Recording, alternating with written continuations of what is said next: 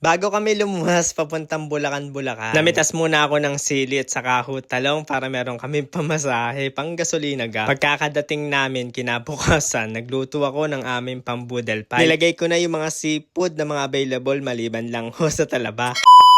Hi mga katroops, magandang buhay! Uuwi nga pala kami ng kuya sa Bulacan. Kaya amin munang ginawa din yung mga gawain na obligasyon din sa bukid. Bali 2 days kami diyon mga katroops. Kaya yan, nagsaklob na sila inay at saka ako si kuya. Nag-manual pollinate na sila nung tanim nilang kalabasa. Bali ang kalabasa ay sa kuya iyang tanim. Ang balak namin ng kuya, mga 3 or 4 kami aalis ng hapon. Yun nga ho palang pollen ng male flower ay kailangan ho mapunta doon sa female flower. Kaya ang ginagawa namin ay sinasaklob namin yung male flower sa female flower. Pagkayan ho kasi ang inyong ginawa, minanwal pollinate nyo, mataas ho yung chance na magtuloy ho yung buko ng kalabasa na maging bunga or maging kalabasa siya. Pag hindi kasi na-pollinate ay mababa ho yung chance na maging kalabasa. Ang nangyayari ay naluluoy yung kanyang buko. Pero meron naman ho tayo mga katulong diyan tulad ho ng mga bubuyog. Sila ho yung mga pollinator ng mga magsasaka. Pero mas okay ho kasi at mas maganda kung ima-manual pollinate na para sigurado tayo na magtutuloy ang bunga. Pagkatapos ho nila magsaklob ay pupunta na kami doon sa kabila sa talungan para makapag-harvest naman ho ng sili, talong, patola, upo. Bago ako pumunta diyon ay kinuha ko muna yung isang bunga ng pipino. Gawan na gutom ako, yan na muna yung aking aalmusalin. Ako, si inay, si itay at saka ho si kuya ang mag-harvest ng talong para mabilis din at makapagpahinga ho agad. At mamaya may biyahe pa nga ho kami pa Bulacan. Sila muna yung pauunahin kumamitas. Ako muna ay mag-harvest naman ng sili. Siling panigang at saka ho talong ay aking iuuwi sa Bulacan. Dahil malaki naman ho yung U-box ng kuya doon sa kanyang motor ay doon ko na lang palalagay. Gawa nung akin ay wala namang U-box eh. Kaya magdadala na lang ako ng bag para sa akin mga gamit. Akin munang hiniram yung basket na kanilang gamit para makapamitas ng siling panigang. Bala ko pa nga sana magpa-change oil. Kaso wala pang 10k yung akin takbo. Sabi ko na lang, sa pagbalik na lang siguro ako magpapa-change oil. Buti na lang talaga sumakto din yung ating siling panigang, nasaktuhan sa pag-harvest. Adali yan sa pag-harvest para makapagpahingay din bago bumiyahe. Pang ilang uwi na din namin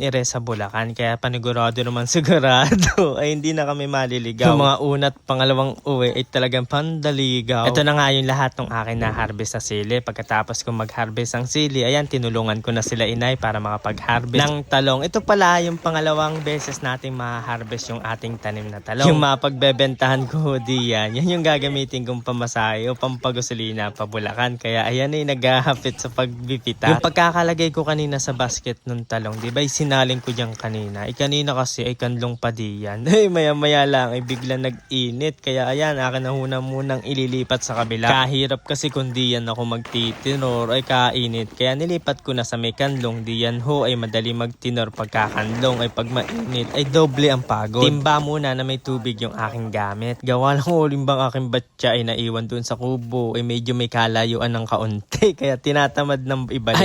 Balikan. Ito na nga yung na-harvest kong siling panigang kanina ay akin din huyang ibebenta. Pandagdag din pampagasolina. 4 na kilo din mga katroops kaya meron din tayo diyan 200 pesos. 50 per kilo. Bukod pa yung mapagbebentahan natin diyan sa talong, pandagdag gasolina din saka pambudget din makakain. Baka may madaan ng kape. Siyempre magkakape muna tayo. Gada isang bundle ng talong ay 10 kilo. Sinay na daw ho yung bahala magbenta diyan. Kaya sa kanya ko na muna ibibigay yan mga talong. Bali nakadalawang bundle tayo na talong mga katroops. Lahat ho yun ay good. Yung reject ay hindi na ho namin isinama. Pero mabebenta pa ho yun. Nagpunta muna ako sa Petron Lumban para mag-full tank. Para siguradong aabot yung gasolina natin sa Bulacan. Para dire-diretso yung biyahe. Kakain na lang tayo kung sakaling magugutom sa biyahe. Kung hindi naman, dadiretso na. Alas 4 yung usapan namin na makakaalis. Kaso nga lang, alas 5 na kami nakaalis. 5:04 nagpapagasolina na si Kuya diyan ho sa may Longos Petron. Ako kasi nakapaggasolina na sa amin sa Lumban, Laguna. 9:30 na din kami nakarating ng Malolos, Bulacan. Bali ang nangyari mga katroops dapat ay sa Bulacan kami dadiretso. Biglang naisipan na magdiretso na muna kami ng Malolos bago bukas na lang kami uuwi ng Bulacan. Kinabukasan ay nauna ho kami ng Ninong Makoy na umuwi ng Bulacan. Kaya dumaan kami sa palengke ng Malolos para bumili ng amin lulutuin mamaya. Sa pagkakadami ng pamimilian at mabibili diyan, sa pagkakarap-sarap ng mamili. Nung nakauwi na kami ng Bulacan mga katrops, ay meron na ho palang luto na alimasag. Hindi na kami bumili kanina kasi nga ay meron na diyan. Yan ho pala ay si Tita Julie, ay yung kapatid ng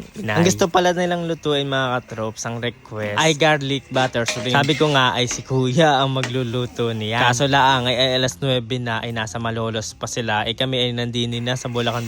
Kaya ako na nagluto. Tas iyan palang naglilinis nung ating hipon ay si Tobet. Kapatid ho yan ni inay. Dahil nagpaluto din ho sila ng ginisang tahong mga katrops, ay naglagay na din ho ako ng tahong at meron namang available na alimasag. Kaya akin na din ho siyang nilagay. Ay binibiro ko pa nga ay sabi ko ay ilagyan na din natin yan ng talaba. Gawa na nakapagluto na din sila ng talaba kanina. Sabi ko gawin na natin, lagay natin diyan. Syempre biro lang yun. Yan habang pinapalapot ko siya ay hinango ko muna yung mga sipot gawa ng para maiwasan ma-overcook yung hipon. Aantayin ko lang ho yan lumapot at luto na ho yan mga katrops. Susunod ko naman lutuin ay yun naman hong ginisang tahong. Medyo nahirapan lang ako ng kaunti magluto gawa ng kahina ng apoy. Hindi ako sanay kasi ako sa malakasang apoy. Sabayan mo pa na makapal na talyasi. Sadyang katagal magpa-golden brown ng bawang. Kakanong luya ay palagay ay hindi aabot sa tanghalian yung akin niluluto. Abot sa merienda. Pero lang ho yun. Nagahan naman natin yung pagluluto. Kaya palagay ako ay aabot talaga yan sa tanghalian. Yun naman hong pa second batch nung talaba ay mabilis naman ho yan maluto. Yun naman hong dala naming talong ay napiruto na ho nila sa loob. Bali ang gagawin namin mamaya mga trops ay magbubudel fight muna kami. May bahaw kaya natripan ko hong isa nga. Kasarap kasi kesa masaya. At yan na nga ay nagkakatikiman na nga ng talaba. Kaya syempre hindi ko yan palalampasin. Ay akin din ho yan titikman sa pagkakaganda't laki ng taba ng mga talaba. Pagkakasarap pa na yan ay sasawsaw mo sa suka na manghang na madaming sibuyas. Tapos na ako magluto kaya medyo nagpapahinga lang ako diyan. Sila na ho ay nagpe-prepare nung ating kakainin mamaya. Paniguradong mapapadami naman ng kain